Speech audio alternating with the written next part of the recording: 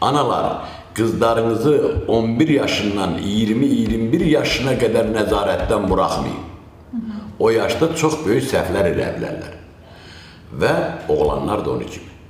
Oğlanlar 15-14 yaşından 22-23 yaşına qədər nəzarətdə saxlanmalıdır.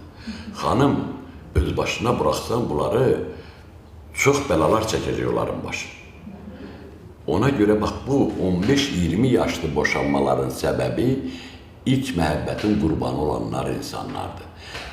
Yaşayıblar, üzr istəyirəm, qız da hamilə qalıb, neynəsinlər? Yağmur olur nəsil. Amma mən onu qeyd edeyim ki, Türkiyədə xanım, belə bir adət var, onların 8, 10, 12 uşaqları olar. Onların içində bir qız pis yola gedən ola bilər, üzr istəyirəm. Oğlunun biri narkoman olar. Onlar nəsli təmizləmək üçün o ikisini öldürürlər. Pistoletlə öldürmürlər, zəhərli öldürürlər, nə-nəsə öldürürlər. Əgər hökumət verdisə tutulub gedirlər, onun qardaşları, onun uşaqlarına baxırlar.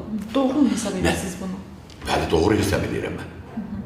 Mən doğru hesab edirəm. Əxlaqsızlıq edən öldürülməlidir. Nəsildə əxlaqsız edən öldürülməməlidir. O da xəstəlikdir, müalicə olunmalıdır. Müalicə olunmalıdır xanım. Hər ehtimala qarşı.